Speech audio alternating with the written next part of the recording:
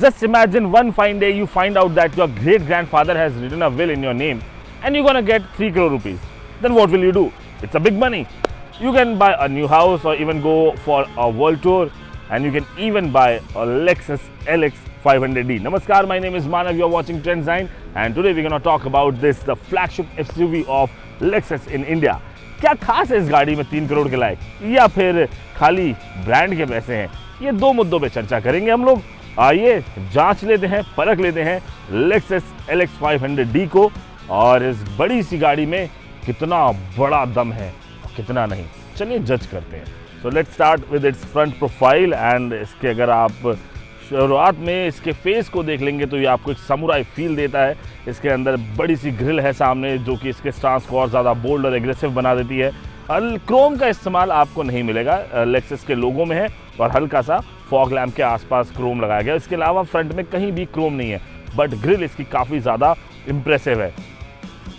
Headlamps के बारे में बात करें तो cube shape 3 LED projector headlamps है। इसके अंदर DRL लगाए गए हैं।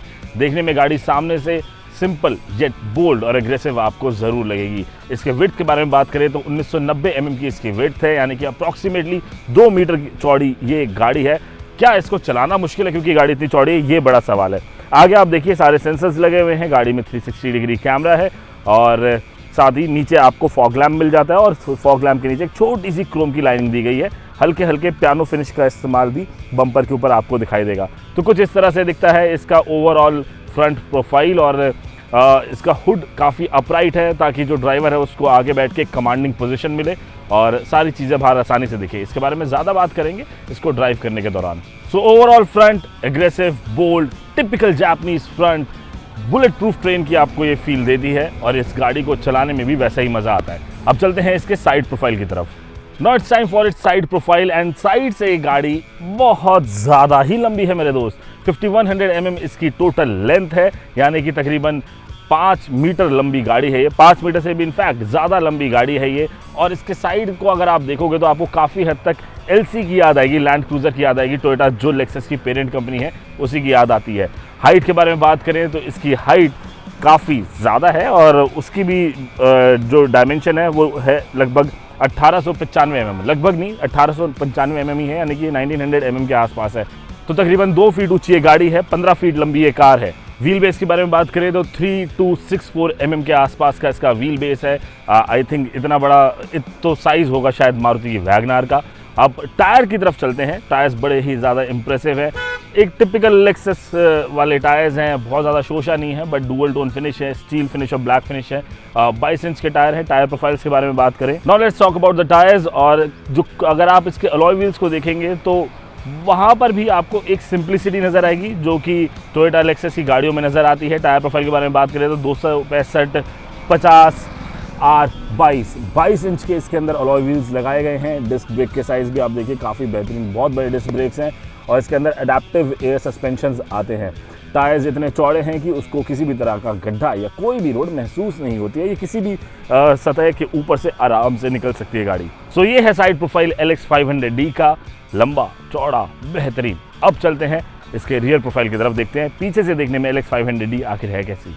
अब बारी है इसके रियर प्रोफाइल के बारे में। वही सिंपल सोबर 3 करोड़ वाला फील थोड़ा सा मिसिंग है।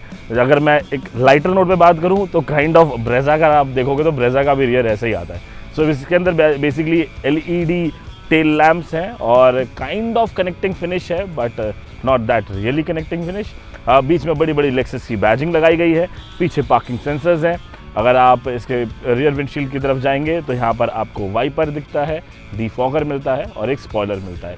इससे ज़्यादा कुछ है ही नहीं लेक्सस 500D के रियर में कि इससे ज़्यादा कुछ आपको बताया जाए। तो ऐसी दिखती है गाड़ी। और मैं आपको बताया कि लगभग 1900 mm की ही इसकी हाइट भी है। मेरी हाइट 5 फीट 9 इंच है, और आप ये देखो अभी ये गाड़ी मेरे से ऊंची है, तो यानी कि लगभग 6 फीट के आसपास इसकी हाइट है।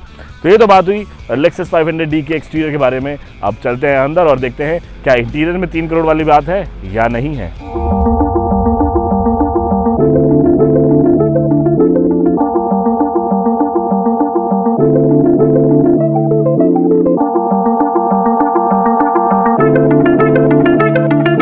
सो अब हम आ गए हैं लेक्सस की LX 500D के अंदर, और जब आप एक 3 करोड़ की गाड़ी में बैठते हैं तो आप उससे कुछ एक्सपेक्टेशंस रखते हैं। क्या वो एक्सपेक्टेशन फुलफिल हो रही है या नहीं, आइए बात कर लेते हैं। सो फर्स्ट थिंग फर्स्ट, गाड़ी में आप बैठेंगे, आपको स्टार्ट स्टॉप बटन की ज़रूरत होती है, जो कि इसकी स्क्रीन के बगल में यहाँ पर लगाया हुआ है। आप जैसे इसको दबाते हैं और ये सारी सीट जो है मेमोरी सीट्स हैं, और स्टीयरिंग भी मेमोरी फंक्शन के साथ आता है, तो ऑटोमेटिकली सारी चीज़ें एडजस्ट हो गई। इसके बारे में बात करेंगे, लेकिन पहले फर्स्ट थिंग फर्स्ट पे बात हो रही थी, तो अपन लोग इसकी MID स्क्रीन की तरफ जाएंगे। एक बहुत ही बेसिक ग्राफिक्स आपको इसके अंदर देखने को मिलते हैं। यहाँ पर आप देखेंगे तो आपको टैकोमीटर, स्पीडोमीटर मिल जाता है। साथ ही साथ यहाँ पे अगर आप ये ग्रीन आइकन देख रहे होंगे, ये बेसिकली गाड़ी की हाइट को ऊपर और नीचे करने के लिए है। अगर आपको हाइट ऊपर करनी है, नीचे करनी है, क्योंकि एयर सस्पेंशन है, तो वो सुविधा इसके अंदर मिल जाती है। साथ ही साथ गाड़ी के अंदर कितना इंजन ऑयल है, हीटिंग टेम्परेचर वगैरह, फ्यूल, और इसके साथ बैटरी के भी वोल्टेज यहाँ पर आपको देखने को मिलते हैं। आउटसाइड टेम्परेचर बताती है, गाड़ी पीछे सीट रियर सीट पे बेल्ट लगाई है नहीं, वो सब चीज़ें इसके अंदर पता लगती हैं। और जब आप ऑफ रोडिंग करते हैं तो डिफरेंशियल पोजीशंस वगैरह भी गाड़ी थोड़ा बहुत बताती है MID के अंदर। तो कुछ ऐसी दिखती है इसकी MID स्क्रीन, और कैसी लग रही है आप कमेंट करके ज़रूर बताइएगा। तो स्टीयरिंग के बारे में बात करें तो स्टीयरिंग गाड़ी के हिसाब से काफ़ी बेहतरीन साइज़ का है, छोटा है और उसके अंदर प्रॉब्लम नहीं है। और यहाँ पर जो ये इलेक्ट्रॉनिकली एडजस्टेबल स्टीयरिंग है, मैं बटन दबाऊंगा स्टीयरिंग पीछे चला जाएगा, बटन दबाऊंगा स्टीयरिंग आगे आ जाएगा। मतलब 3 करोड़ की गाड़ी में ये वाला फीचर होना ही चाहिए, अगर नहीं हुआ तो फिर गाड़ी का फ़ायदा ही क्या है। और इसके अलावा स्टीयरिंग माउंटेड कंट्रोल्स हैं, बहुत ही बेसिक कंट्रोल्स हैं सारे के सारे। क्रूज़ कंट्रोल मिल जाता है, मोड सेलेक्ट वगैरह का ऑप्शन यहाँ पर आपको दिखाई देगा। वॉल्यूम आप यहाँ से अप डाउन कर सकते हैं, वॉइस कमांड भी लगा सकते हैं, बीच में लेक्सस का लोगो। स्टीयरिंग हीटेड है, स्टीयरिंग को हीट कर सकते हैं। यहाँ पर एक बटन लगाया गया है, आप ये देखिए ऑटो का अगर मैं दबा देता हूँ तो ऑटोमेटिकली स्टीयरिंग का टेम्परेचर मेंटेन होना शुरू हो जाएगा जैसे जैसे गाड़ी का अंदर टेम्परेचर होगा। आप इसको मैनुअली भी हीट अप कर सकते हैं स्टीयरिंग को इसी बटन के मदद से। तो ऐसा इसका स्टीयरिंग दिखता है। Overall fit and finish is good, वही टिपिकल लेक्सस वो वाली फील आपको इसके अंदर आती है। स्टीयरिंग से थोड़ा राइट साइड में चलते हैं। स्टीयरिंग के राइट हैंड साइड में कुछ बटन्स दिए गए हैं, इससे क्या होता है, ये ओडो ट्रिप वगैरह को स्विच करने के लिए है। इसको मैं बताऊँगा तो आप देखिए वहाँ पे स्क्रीन पर ये ओडो और ट्रिप जो है ये सब चीज़ें हाँ ये होनी शुरू हो जाएंगी, ट्रिप A ट्रिप B और ये सब आप देख रहे होंगे। इसके अलावा इसके साइड में एक बटन है व्यू का, इसको जब दबाते हैं तो 360 डिग्री कैमरा ऑन हो जाता है। और ये इसका HUD को मैनेज करने के लिए हेड अप डिस्प्ले, यहाँ पर आपको शीशे पर अगर हम कैमरे से दिखा पाएँ तो इसके अंदर HUD आ रहा होगा। अगर आपको दिख रहा हो तो आप देखिए, थोड़ा सा दिखेगा आपको, थोड़ा कैमरे में HUD दिखाना मुश्किल हो जाता है, बट हाँ ये देखिए आप थोड़ा दिख रहा होगा। तो यहाँ से इसकी ब्राइटनेस वगैरह कंट्रोल होती है। इसके बाद अगर इससे थोड़ा सा और नीचे जाएंगे तो यहाँ पर इसका जो DPF है उसको एक्टिवेट करने के लिए यहाँ से बूट वगैरह ओपन होती है, और यहाँ से आप इसके हुड को ओपन कर सकते हो और यहाँ से फ्यूल टैंक को ओपन कर सकते हैं। तो ये तो बात हुई स्टीयरिंग और उसके राइट हैंड साइड की। So the door is open and let's talk about the door. Overall door की फिट एंड फिनिश अच्छी है, यहाँ पर फैब्रिक का इस्तेमाल है, प्लास्टिक थोड़ा हार्ड है। और इधर आपको मेमोरी सीट फंक्शन मिलते हैं। जैसे ही गाड़ी का आप इग्निशन ऑन करते हैं तो जिस भी मेमोरी पे आपने सीट को सेट किया हुआ है वो सीट ऑटोमेटिकली उसी मेमोरी के साथ सेट हो जाती है। यहाँ पर पावर विंडो के कंट्रोल्स दिए गए हैं, ORVM के कंट्रोल्स दिए गए हैं, सब कुछ ऑटोमेटिकली एडजस्टेबल है और इलेक्ट्रॉनिकली एडजस्टेबल है। हल्की सी पियानो फिनिश और एकदम सिंपल स्लीक सही चीज़ें हैं। यहाँ पर बहुत ज़्यादा तामझाम शोशा नहीं है क्योंकि ये एक लेक्सस है। सेंटर कंसोल के बारे में बात करें, शुरुआत करेंगे इन्फोटेनमेंट स्क्रीन के साथ। 12.3 इंच की इन्फोटेनमेंट स्क्रीन है। इसके अंदर वायरलेस कारप्ले आता है, लेकिन एंड्रॉयड ऑटो वायर्ड है। ऐसा क्यों किया है इसके बारे में अभी तो टोयोटा या लेक्सस ने नहीं बताया है, बट स्क्रीन अच्छी है। इसके अंदर भी किसी भी तरह का लैग वगैरह नहीं है, which is good.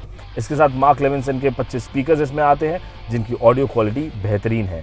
Mark Levinson के स्पीकर्स डोर्स में हैं, रूफ में भी लगे हैं, बैक साइड पे भी लगे हैं, एंड वाकई में इनका जो ओवरऑल सराउंड साउंड इफेक्ट है वो बेहतरीन है, उसमें कोई आपको शिकायत नहीं मिलेगी। क्या ये 3 करोड़ 30 लाख रुपए लायक है या नहीं, ये थोड़ा सा कह पाना मुश्किल है। मुझे लगता है कि शायद और भी ज़्यादा चीज़ें एलिवेट हो सकती थी, but it is good as for a luxury car. So infotainment screen से जैसे आप नीचे आएंगे, यहाँ पर भी एक छोटी स्क्रीन लगाई गई है। स्क्रीन के अंदर मोर और लेस आपको इसके ऑफ रोडिंग डायनामिक्स के लिए जो डेटा चाहिए वो सब मिल जाता है। फॉर एग्जांपल जब आप ऑफ रोडिंग कर रहे हो तो यहाँ पर आपको ब्रेक कितना कर रहे हैं, एक्सेलरेशन कितना कर रहे हैं, आपको वो सब पता लगेगा। यहाँ से गाड़ी की जो हाइट है अप डाउन जब होती है तो वो बताते हैं। साथ ही साथ इधर आपको G मॉनिटर दिया गया है, यानी कि ग्रेविटी मॉनिटर दिया गया है। इसके अंदर उसका डेटा मिलता है, साथ ही साथ आपको इसके अंदर इसके क्लाइमेट कंट्रोल की भी फीचर्स मिल जाते हैं। डुअल क्लाइमेट कंट्रोल है, आप लेफ्ट और राइट ड्राइवर को एक्चुअली 4 वे क्लाइमेट कंट्रोल है, रियर पैसेंजर्स भी अपना क्लाइमेट कंट्रोल खुद कर सकते हैं। यहाँ पर अभी फ्रंट में डुअल क्लाइमेट कंट्रोल है और इधर से इसकी जो हवा वगैरह ये सब तेज़ होती है। स्क्रीन का जो टच रिस्पॉन्स है वो बहुत ही बढ़िया है। इसके अंदर ऑप्शन में जाएंगे तो eco heat, cool, nano, EX, S flow वगैरह ये सब मिल जाता है फ्रंट, और अगर आप चाहो तो रियर का भी फ्रंट से ही आप मैनेज कर सकते हैं और आप सिंक कर देंगे तो सारा का सारा एक साथ सिंक हो जाएगा। ये चीज़ आ जाती है। बाकी इसके अंदर कलर वगैरह है, उसके ज़्यादा कुछ है नहीं। तो मोर और लेस इसके 4x4 डायनामिक्स जो है उसके लिए है। अब जैसे यहाँ पर इससे थोड़ा सा नीचे आएंगे, जहाँ बटन्स भी दिए गए हैं, ओल्ड स्कूल फील टोयोटा हमेशा रखता है, लेक्सस हमेशा रखता है। तो यहाँ पर आपको ऑटोमेटिक AC वगैरह के बटन है, क्लाइमेट कंसियाज का बटन है, यहाँ से आप फ़ैन ऑफ ऑन कर सकते हैं, इधर से अपना क्लाइमेट अप डाउन वगैरह कर सकते हैं, ये सब चीज़ें। और इधर से वेंट्स जो है उसके कंट्रोल होते हैं। AC अच्छा है, इफेक्टिव है, होना भी चाहिए। मतलब 3 करोड़ रुपये देके भी किसी का AC इफेक्ट ना हो तो फिर बहुत ज़्यादा दिल को इफेक्ट पड़ता है। इससे नीचे जैसे आएंगे तो यहाँ पर आपको 3 बटन्स और दिखाई दे जाएंगे। बटन्स ही बटन्स हैं इसके अंदर। यहाँ पर एक मल्टी ट्रेन सिस्टम का बटन है, ड्राइव मोड का बटन है, इधर DAC क्रॉल का बटन है, यानी कि अगर मान लीजिए आपकी गाड़ी हिल डिसेंट हो रही है, एसेंट हो रही है तो वहाँ पर क्रॉलिंग की ज़रूरत होती है, तो उन सब चीज़ों के लिए बटन हैं। यहाँ से आप ड्राइव मोड को सेलेक्ट कर सकते हो। जैसे ही मैं इस को घुमाऊँगा आप यहाँ देखेंगे MID स्क्रीन पर कि ड्राइव मोड जो है वो शिफ्ट होते जाएंगे। मैं इसको normal, comfort, eco, sport S plus, custom, तो ये सारे इसके ड्राइव मोड्स हैं। एक और नॉब यहाँ पर दिया गया है, ये इसके ऑफ रोडिंग के लिए ये है। L4 से H4 तक आप यहाँ से इसको स्विच कर सकते हो। आप इसको L4 पे ले जाओ यहाँ से, और यहाँ से H4 पे ले जाओ। तो सब चीज़ें ऑफ रोडिंग के लिए हैं, बेसिकली ऐसे टेरेन्स में जाने के लिए जहाँ पर समतल रोड नहीं है, तो वहाँ पर आपके सब फीचर इस्तेमाल करने होते हैं। इसके बाद नीचे आएंगे तो आपको 10 स्पीड का इसके अंदर गियर बॉक्स है, उसका लेवर है, छोटा सा लेवर है, इसमें भी कोई ज़्यादा तामझाम नहीं है। यहाँ पर लेदर फिनिश वगैरह है। इधर एक स्टोरेज की स्पेस बनाई गई है, यहाँ अंदर एक स्टोरेज है। यहाँ से आपको हीटेड और वेंटिलेटेड सीट मिलती हैं, उसके बटन लगाए गए हैं। इधर एक पावर सॉकेट इधर यहाँ पर दिया गया है, सॉरी ये रहा पावर सॉकेट 12 वोल्ट का। और बाकी इधर इसके पीछे आप आओगे तो यहाँ पे वही कप होल्डर वगैरह मिल जाते हैं, और साथ में वायरलेस मोबाइल चार्जिंग है, पार्किंग होल्ड का बटन है, और ये इसके डिफरेंशियल लॉक अनलॉक के लिए बटन है। यहाँ पर ESP कंट्रोल है, और इधर से आप गाड़ी की हाइट को अप डाउन कर सकते हैं। इसको मैं आपको दिखाता हूँ, ये थोड़ी सी इंटरेस्टिंग चीज़ है। बाकी वुडन फिनिश वगैरह यहाँ पर दी है सेंटर कंसोल पे, और ये इसका एक आर्म रेस्ट है। आर्म रेस्ट के नीचे काफ़ी अच्छी खासी आपको स्टोरेज मिलती है। इसमें कूल बॉक्स है, अगर आपको कुछ चीज़ ठंडी करनी है तो इसको आप बटन ऑन करके कूल बॉक्स का इसके अंदर आप सामान रख देंगे, तो कोई भी बेवरेज आप रख रहे हैं या फ्रूट्स वगैरह रख रहे हैं तो वो ठंडा रहेगा। ये दोनों साइड से खुलता है, वहाँ से भी खोल सकते हैं, यहाँ से भी खोल सकते हैं। तो ये इसके अंदर एक जादुई चीज़ है। ओवरऑल इंप्रेशन जो है इसका पूरे फ्रंट रो से इसके इंटीरियर का लग्जूरियस लगता है, लेकिन काफ़ी ज़्यादा स्टर्डी लगता है। ये इसके अंदर लग्जरी के फीचर कम है, लेकिन मजबूती इसमें ज़्यादा महसूस होती है। वो गाड़ियाँ होती है ना कुछ जो कभी पुरानी नहीं होती, शायद लेक्सस की LX 500D उन गाड़ियों में से एक है। और एक चीज़ जो उसमें मुझे सबसे ज़्यादा खली कि इसके अंदर एक सिंगल पेन सनरूफ है, पैनोरामिक सनरूफ ये गाड़ी डिजर्व करती है। आई थिंक लेक्सस को आगे इसके अंदर एक पैनोरामिक सनरूफ दे देनी चाहिए। अगर आप देखिए तो इसके जितने भी कॉम्पिटिटर्स हैं वो पैनोरामिक सनरूफ, मून रूफ, पता नहीं ना जाने कौन कौन सी रूफ दे रहे हैं, लेकिन लेक्सस यहाँ पर आपको एक सिंगल पेन सनरूफ देता है। ऑल्दो टोयोटा और लेक्सस से सनरूफ एक्सपेक्ट करना बहुत बड़ी बात होती है, स्टिल उन्होंने दिया, मैं तो इसी बात का शुक्रिया अदा करता हूँ। सो अब हम इसकी सेकंड रो में मौजूद हैं, और सेकंड रो में बैठ के अगर मैं ये बात करूँ कि इस गाड़ी में लेग रूम कितना है, नी रूम कितना है, तो बड़ी ही छोटी बात हो जाएगी। मैं उसके बारे में ज़्यादा बात नहीं करूँगा, कंफर्ट के बारे में फिर भी बात करूँगा। आई थिंक कि थाई सपोर्ट और ज़्यादा बेटर होना चाहिए था। लाइक मैंने अपनी ज़िंदगी भर की कमाई स्पेंड कर रहा हूँ, तो ऑल्दो जो लोग ये गाड़ी को खरीदते हैं उनकी ज़िंदगी भर की कमाई नहीं, उनकी शायद 1 आधा दिन की कमाई होती होगी। Headroom is very good. ये जो सीट है ये मेरी हाइट 5 फीट 9 इंच के हिसाब से एडजस्टेड है। हेडरूम अच्छा है, नी रूम भी बढ़िया है। तो एक अच्छी चीज़ जो इसके अंदर ये है कि भाई दोनों पैसेंजर्स के लिए, रियर पैसेंजर्स के लिए स्क्रीन लगाई गई है।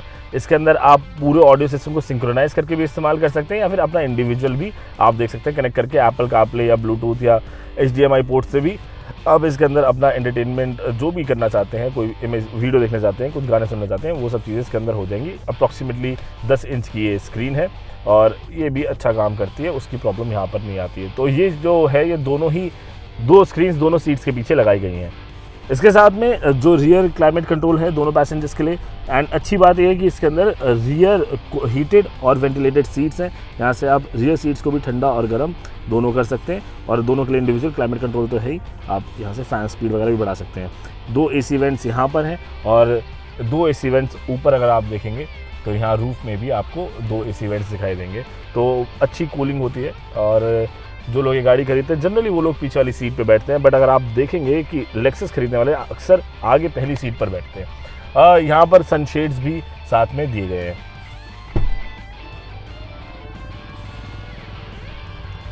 लेक्सस 500D के अंदर बूट स्पेस इतना है कि 2 लोग इसके अंदर बैठ के जा सकते हैं, क्योंकि एक 5 सीटर कार है, तो इसके अंदर यहाँ पर ज़्यादा जगह आपको बूट में मिल जाती है। इनफैक्ट इसकी जो सीट्स हैं दोनों, वो भी रोल डाउन हो जाएंगी पीछे से ही। आइए आपको दिखाते हैं। सो अगर आपको लग रहा है कि इतनी बूट स्पेस भी आपके लिए काफ़ी नहीं है, आपको तकरीबन 1030 लीटर की बूट स्पेस चाहिए, तो आपको इसके लिए सिर्फ 2 बटन प्रेस करने हैं यहाँ पर जो मौजूद हैं। अगर मुझे लेफ्ट सीट को डाउन करना है, मैं इस बटन को प्रेस करूँगा और आप देखिएगा कि सीट डाउन हो जाएगी।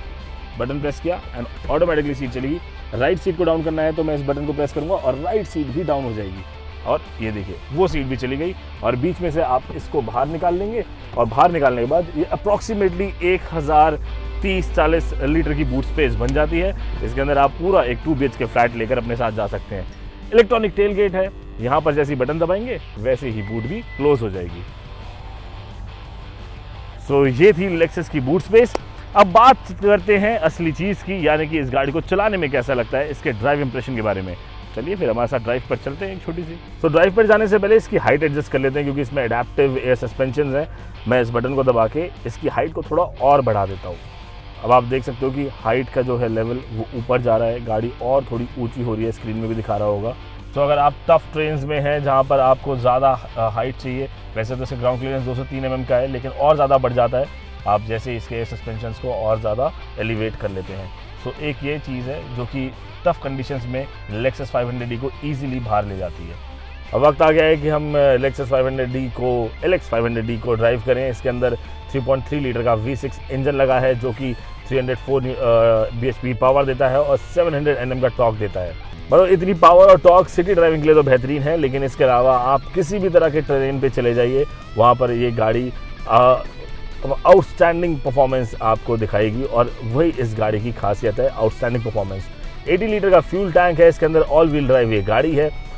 माइलेज की बात करें तो वैसे मजाक वाली बात होगी 3.5 करोड़ की गाड़ी की माइलेज के बारे में बात करने के, लेकिन फिर भी अप्रॉक्सीमेटली 6-7 kmpl की माइलेज देगी। इंडिया में डीजल वेरिएंट में ही अवेलेबल होती है, डीजल इंजन के साथ ये गाड़ी आती है।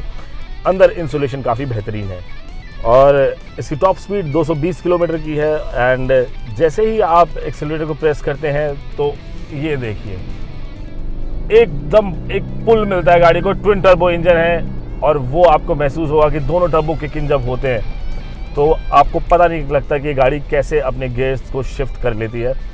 80 कन्वर्टर इसके अंदर 80 टॉर्क कन्वर्टर ट्रांसमिशन है, 10 स्पीड का ट्रांसमिशन है। इंसुलेशन काफ़ी अच्छा है। गाड़ी के इंसुलेशन के बारे में बात करें तो इतना बड़ा इंजन है फिर भी उतनी नॉइज़ नहीं आती। टायर नॉइज़ बिल्कुल भी नहीं आपको अंदर महसूस होगी।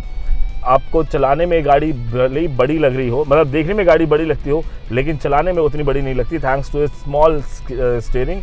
जब हालांकि वो ओ शेप का स्टीयरिंग है, डी शेप स्टीयरिंग नहीं है, बट इस गाड़ी को चलाना आसान है। कमांडिंग पोजीशन है, जहाँ पे मैं ड्राइविंग पोजीशन में बैठा हूँ, आप देखें यहाँ से पूरा हुड जो है वो नज़र आता है, तो इसकी वजह से इसको मैन्यूवर करना काफ़ी ज़्यादा आसान हो जाता है। हालांकि यू टर्न करने के लिए आपको 3 अटेम्प्ट करने पड़ते हैं, यानी कि 3 पॉइंट यू टर्न है इसका।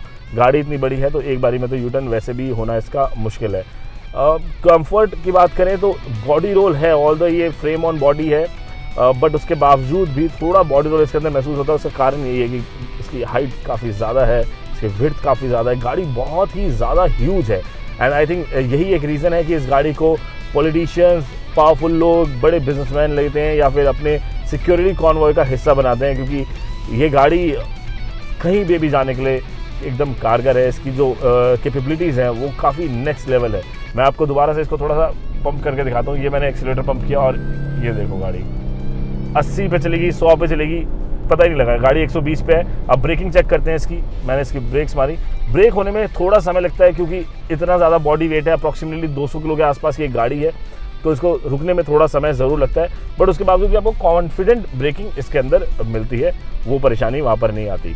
360 डिग्री कैमरा है इसके अंदर, आपको पूरी गाड़ी दिखाई देती है और इसको चलाने के लिए आपको ज़्यादा मेहनत नहीं करनी पड़ती। उसका कारण है चारों तरफ सेंसर्स लगे हुए हैं और आपको पूरे आसपास की सराउंडिंग एकदम क्लियरली दिखाई देती है। और जितनी भी बार आप इस गाड़ी को ड्राइव करते हैं ना, आपको एकदम एक अलग एहसास आता है, वाकई में पावर फील होती है। ओवरऑल ड्राइव इंप्रेशन के बारे में बात करें, गाड़ी के बारे में बात करें, it is a good car.